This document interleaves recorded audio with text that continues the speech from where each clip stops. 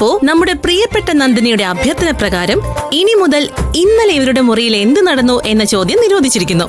ഇനി ആരും അതിനെക്കുറിച്ച് ചർച്ച ചെയ്യാൻ പാടുള്ളതല്ല.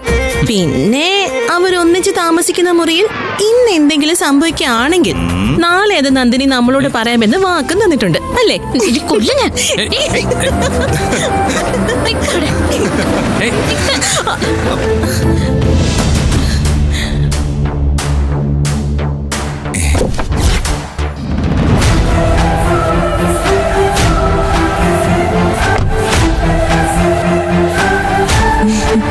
അയ്യോ മിത്ര മാഡം, ഹായ്. ഇവളെന്താ നിന്നെ ഫോളോ ചെയ്യുവാണോ? അയ്യോ, ആരും വലിയ ഷോക്കൊന്നും ആവണ്ട കേട്ടോ. ഈ റിസോർട്ട് എന്റെ അങ്കിളിന്റെയാ. അതറിഞ്ഞിരുന്നെങ്കിൽ വരില്ലായിരുന്നു. നിക്കടാ, ഞാൻ മന്ത്ലി വൺസ് ഇവിടെ വരും. ഓ, ഇവിടുത്തെ അക്കൗണ്ട്സ് ഒക്കെ ഒന്ന് നോക്കാനായിട്ട്. ഞാൻ നിങ്ങൾ ഇവിടെ പ്രതീക്ഷിച്ചതേ ഇല്ല. മിത്ര മാഡത്തിനെ ഞങ്ങളും പ്രതീക്ഷിച്ചില്ല.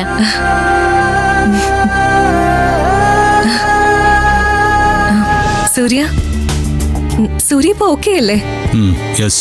ഞാൻ കാണാൻ വന്നിരുന്നു. സൂര്യ നല്ല ഉറക്കായിരുന്നു. ഞാൻ ഉണർന്നിരിക്കുകയായിരുന്നെങ്കിൽ നമ്മൾ തമ്മിൽ കാണില്ലായിരുന്നു. സൂര്യ പ്ലീസ്, എല്ലാ വൈരാഗ്യങ്ങളും അവസാനിപ്പിച്ച ഞാൻ അന്ന് സൂര്യ കാണാൻ വന്നത്. ഇനി അങ്ങനെയൊന്നും സംസാരിക്കേണ്ട കാര്യമില്ല. സൂര്യ അങ്ങനെ സംസാരിച്ച പോലും ഞാൻ തിരിച്ചൊന്നും പറയില്ല. ഹായ് വിവേക്. ഹായ്. ആരതിയാണ് നന്ദിനിയുടെ പ്രധാന കൂട്ടല്ലേ? എല്ലാം പഠിച്ചു വെച്ചിരിക്കുകയാണല്ലോ. നന്ദിനി ഒരു പാവാ. ഞാൻ ഒരുപാട് വൈകിയാണ് അത് മനസ്സിലാക്കിയതെന്ന് മാത്രം. വിവേക്, നമുക്ക് മുറിയിലോട്ട് പോവാം. സൂര്യ, ഞാൻ വന്നതുകൊണ്ട് എന്തെങ്കിലും പ്രോബ്ലം ഉണ്ടോ? എനിക്കെന്ത് പ്രോബ്ലം? പറഞ്ഞല്ലോ അങ്കിളിന്റെ റിസോർട്ടാണെന്ന്. പിന്നെ വരാനും നിൽക്കാനും ഒക്കെ അവകാശം ഉണ്ടല്ലോ. നന്ദിനി, നീ എന്തിനാ അവളോട് സംസാരിക്കാനൊക്കെ പോയത്?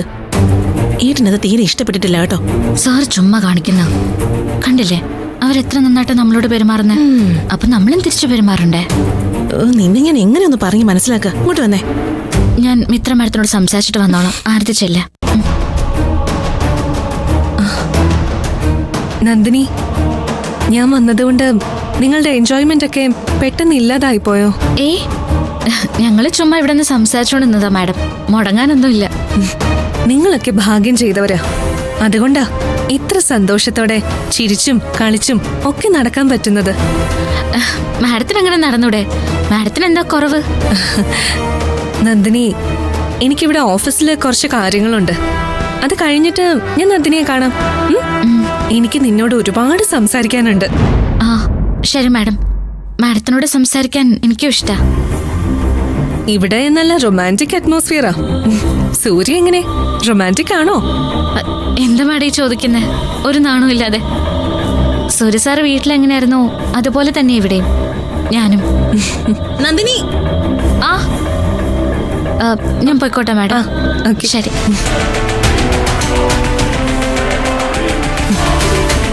സൂര്യ വീട്ടിലെങ്ങനെയാണോ അതുപോലെ തന്നെയാ ഇവിടെയും അല്ലേ? അപ്പൊ പേടിക്കാനില്ല.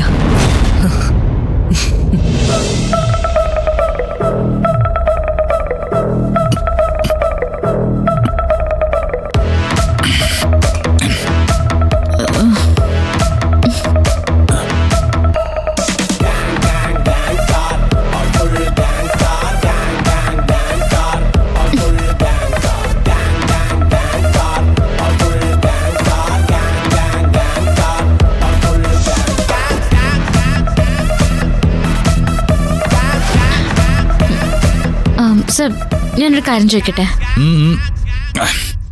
ഇങ്ങനെ കുടിച്ചതുകൊണ്ട് എന്തെങ്കിലും പ്രയോജനമുണ്ടോ? സാർ ഇങ്ങനെ കുടിക്കുമ്പോൾ ചുറ്റുമുള്ള ആളുകൾ മുഴുവൻ സാറിനെ മോശമായ രീതിയിലല്ല കാണുന്നത്. അങ്ങനെയുള്ള ചോദ്യങ്ങളൊക്കെ ആണെങ്കിലേ വേണ്ട. ഞാനിനി അതൊന്നും ചോദിക്കുന്നില്ല. കുടിക്കുന്നതും കുടിക്കാതിരിക്കുന്നതൊക്കെ സാറിന്റെ ഇഷ്ടം. എന്നാൽ തനിക്ക് എന്താ ചോദിക്കാനുള്ളതെന്ന് വെച്ചാ ചോദിച്ചോ. അല്ല, സാറിന് ദേഷ്യം വരുമോ? തന്നോട് എനിക്ക് ഒരിക്കലും ദേഷ്യം വരില്ലടോ. ഇനിയിപ്പോ ദേഷ്യം ഉണ്ടെങ്കിൽ തന്നെ തന്റെ മുഖത്ത് നോക്കുമ്പോ അതങ്ങ് അലിഞ്ഞു പോകും. താൻ പറയടോ, പറ. നിങ്ങൾ തമ്മിൽ പ്രേമായിരുന്നോ? ആര്? മിത്ര മാഡമായിട്ട്. അവൾ അങ്ങനെ പറഞ്ഞോ? ഏയ്, മാഡം പറഞ്ഞൊന്നുമില്ല. കല്യാണത്തിന്റെ തലേദിവസം പാർട്ടി നടക്കുമ്പോ ഞാൻ ശ്രദ്ധിച്ചിരുന്നു. നിങ്ങൾ രണ്ടുപേരും എന്ത് രസമായിട്ട് അങ്ങോട്ടും ഇങ്ങോട്ടും സംസാരിച്ചിരുന്നേ. നിങ്ങൾ രണ്ടുപേരും ചേർന്ന് നിൽക്കുമ്പോ എന്ത് ഭംഗിയായിരുന്നു കാണാൻ. പിറ്റേ ദിവസം മണ്ഡപത്തിൽ വന്നപ്പോ വരെ. പക്ഷേ എനിക്ക് അവളെ ആദ്യമേ ഇഷ്ടമല്ലായിരുന്നു. അവളുടെ അച്ഛനെ ആലോചന കൊണ്ടുവന്ന നിമിഷം മുതല്. അതൊക്കെ സാറ് ചുമ്മാ പുളു അടിക്കുന്നതാ. മാഡത്തിന് ഇഷ്ടപ്പെടാതിരിക്കാൻ എന്താ കാരണം? ഭംഗിയില്ലേ, വിദ്യാഭ്യാസം ഇല്ലേ, മാഡത്തിന്റെ കുടുംബം വലിയ കുടുംബമല്ലേ? അല്ല, അതുകൊണ്ടൊക്കെ ഒരാളെ ഇഷ്ടപ്പെടണമെന്നുണ്ടോ? ഞാൻ ഏറ്റവും ആദ്യമായിട്ട് അവളോട് പറഞ്ഞെന്താണെന്നറിയോ, നമ്മൾ തമ്മിൽ ചേരില്ലാന്ന്. പക്ഷെ അവളത് കാര്യമാക്കിയില്ല. പിന്നെ ആലോചനയായി, വിവാഹം ഉറപ്പിക്കലായി, വിവാഹ പന്തലായി. സാർ ഇപ്പൊ കല്യാണം കഴിച്ചു, ഞാനാണ് ഭാര്യ എന്ന് എല്ലാരും മുന്നിൽ പറയുന്നുണ്ട്. എന്നാ പിന്നെ സാറിന് മിത്ര മാഡത്തിന് അങ്ങ് കല്യാണം കഴിക്കായിരുന്നില്ലേ? എന്നിട്ട് മിത്ര മാഡത്തിനോട് പറഞ്ഞാൽ മതിയായിരുന്നല്ലോ പത്മ മാഡത്തിനെ ഒരു ശത്രുവായിട്ട് കാണണമെന്ന്.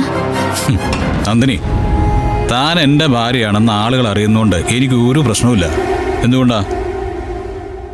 താനേ അത്രയും നിഷ്കളങ്കയായതുകൊണ്ട്. പക്ഷേ താൻ കാണുന്നതല്ലേ മിത്രയുടെ സ്വഭാവം? പാമ്പിന്റെ പകയാ. എത്ര വേഷം മാറി വന്നാലും അവസരം കിട്ടിയാലേ അത് കുത്തും. താനും ഒന്ന് സൂക്ഷിച്ചോ. മിത്രയുടെ വേഷം മാറിയുള്ള ഈ വരവേ ചിലപ്പോൾ ഏറ്റവും വലിയ ദൂഷ്യം ചെയ്യുന്നത് തനിക്കായിരിക്കും. ഒന്നും മിണ്ടായിരിക്കും സാർ. സാർ ഇപ്പൊ എഴുന്നേൽക്കോ? ഏഹേ, നോ നോ നോ നോ, ഞാനിതേ തുടങ്ങിയിട്ടേ ഉള്ളൂ. എന്നാ പിന്നെ ഞാൻ ആരതിയുടെ അടുത്തേക്കൊന്ന് പോയിട്ട് വരട്ടെ. അതെ, ഈ വിവേകും ആരതിയും താൻ കാണുന്ന പോലൊന്നുമല്ല. രണ്ടെണ്ണവും കട്ട പ്രേമത്തിലാ. അതുകൊണ്ട് അവരെ പോയി ഡിസ്റ്റർബ് ചെയ്യാതിരിക്കുന്നതാണ് നല്ലത്. അവരെ ഉറങ്ങിയെങ്കിൽ ഞാനിങ്ങി പോരും. ഓക്കേ.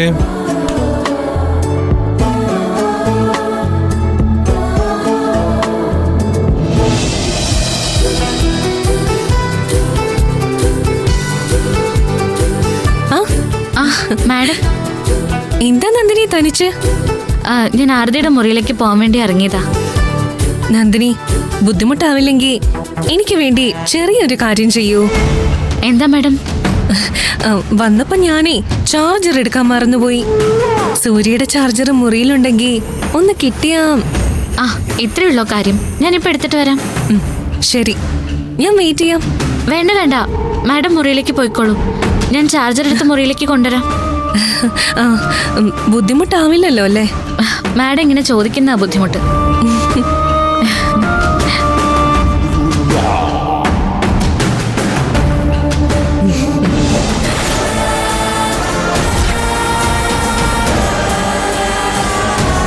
മാഡം,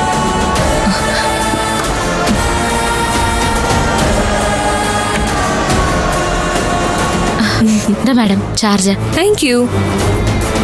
നന്ദിനി, കേറിയിരിക്കേ. ഇരിക്കടോ.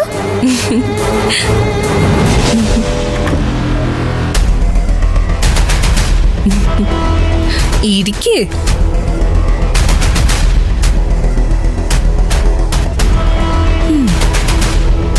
കുറച്ചു നേരം നന്ദിനി ഇവിടെ ഇരുന്നു എന്ന് വെച്ച് സൂര്യ തിരക്കുവോ, ബഹളം ഉണ്ടാക്കുവോ?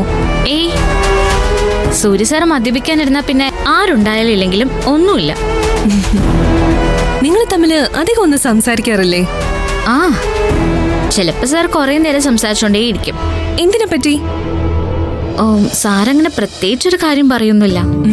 ചില ദിവസം സാർ പഠിച്ചിരുന്ന കാലത്തെ കഥകളൊക്കെ പറയും. ചില ദിവസം കമ്പനിയിൽ പോയിരുന്ന കാര്യങ്ങളൊക്കെ പറയും.